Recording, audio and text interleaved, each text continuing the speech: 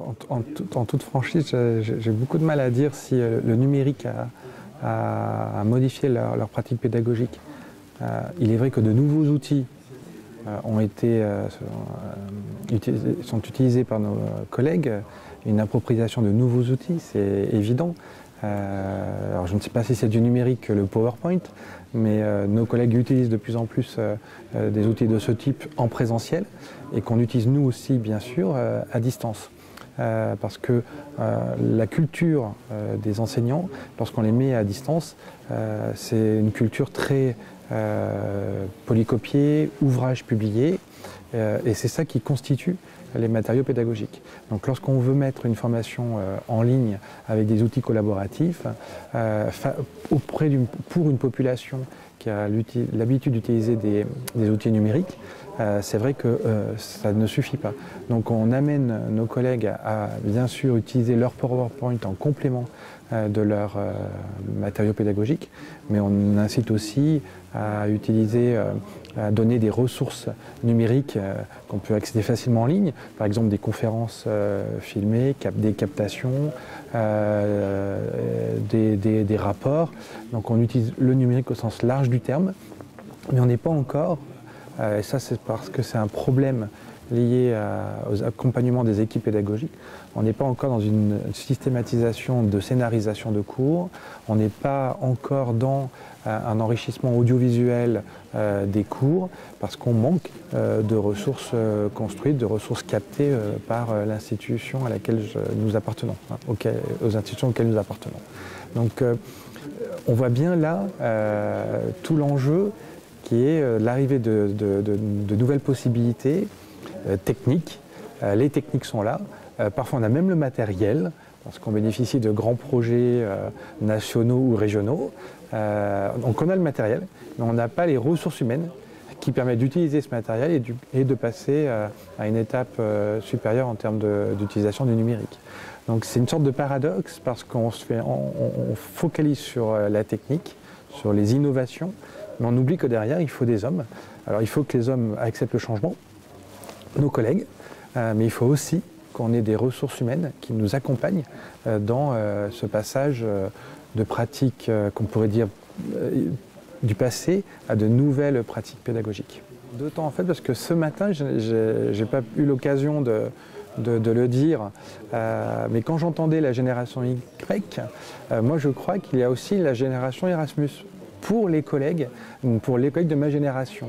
Et je pense que c'est d'abord ça qu'il nous faut interroger, c'est notre système éducatif et la reproduction de ce système éducatif. Et c'est vrai que le système français se différencie de manière assez importante par rapport à d'autres systèmes éducatifs dans le monde, et notamment européens.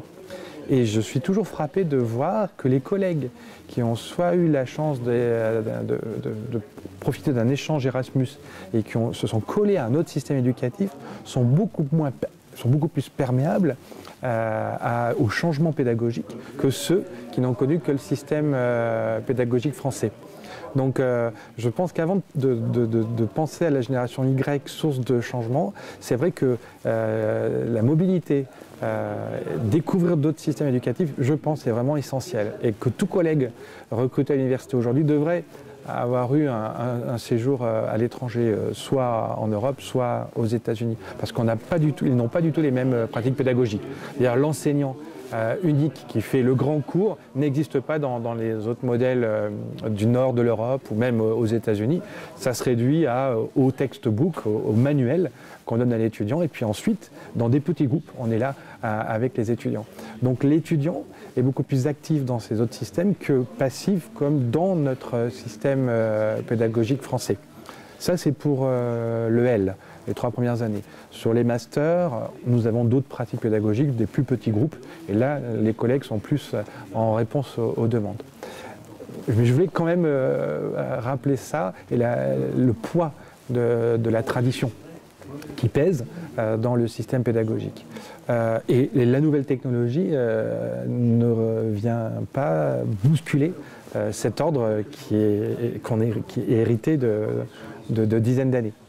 La génération Y, j'avoue que ma réponse est mitigée dans le sens où on constate que nos étudiants ne sont pas particulièrement stressés par l'obtention du diplôme, sont particulièrement stressés par leurs résultats et ne sont pas si force du changement dans les pratiques pédagogiques.